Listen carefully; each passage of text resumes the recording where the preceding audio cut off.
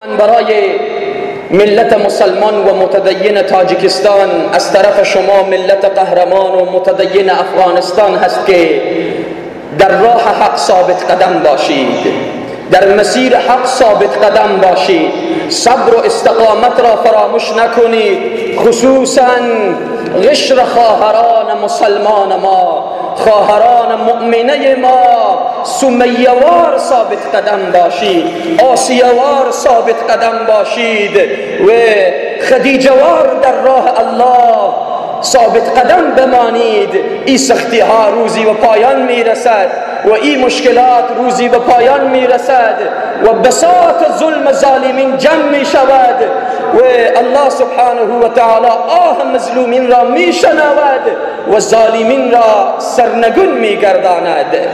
یگانه چیزی که ما و شما را به موفقیت می رساند صبر و استقامت هست و دعا می باشد و ما برای شما دعا می کنیم که الله شما را از دست ظالمین نجات بدهد. و نکته کوتاهی برای مسئولین حکومت تاجیکستان میگم، این وظیفه ما هست، وظیفه ایمانی ما، وظیفه انسانی ما که این را بیان بکنیم. از طرف دیگر ما همسایه هستیم، باید با همسایه خود غمشریکی و همدردی بنماییم و دردشان را متوجه باشیم. این را میگویم که ای مسئولینی که طرف عیاشی و فحاشی، طرف ظلم و ستم روان شده اید، این را بدانید که بساط ظلمتان روزی برچیده خواهد شد.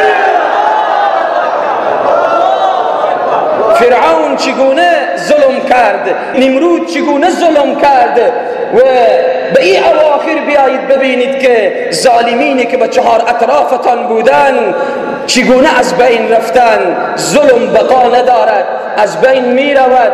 مسئولیت شما، وظیفه شما مسئولین تاجیکستان این نیست که شما به دین ملت مسلمان خود دخالت بنمایید، دسترازی بنمایید، اخلال بنمایید، قلوبشان را جریح دار بنمایید.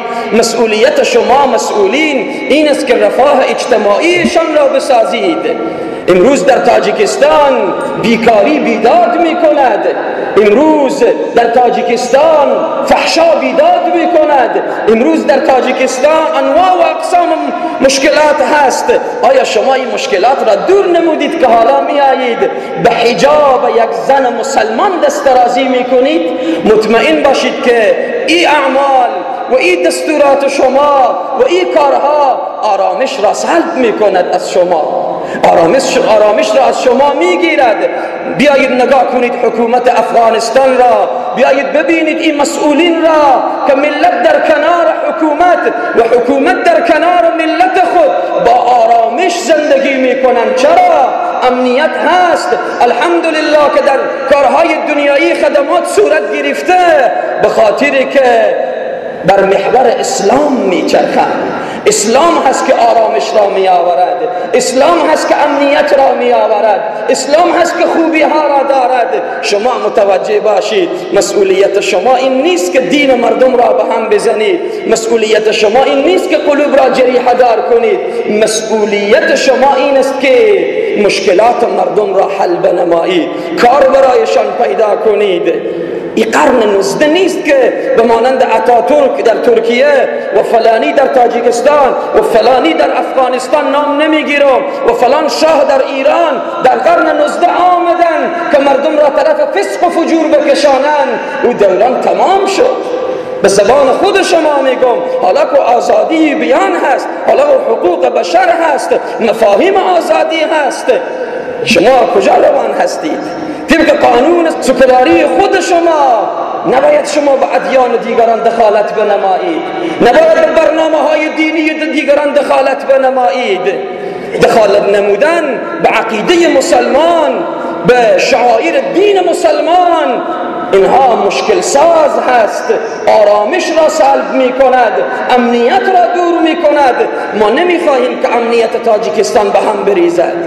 تاجیکستان امن و امان باشد، آرامش داشته باشد، آباد باشد. اما او مسلمانانی که اونجا هستند اونها هم باید برنامه‌های دینی خود را داشته باشند.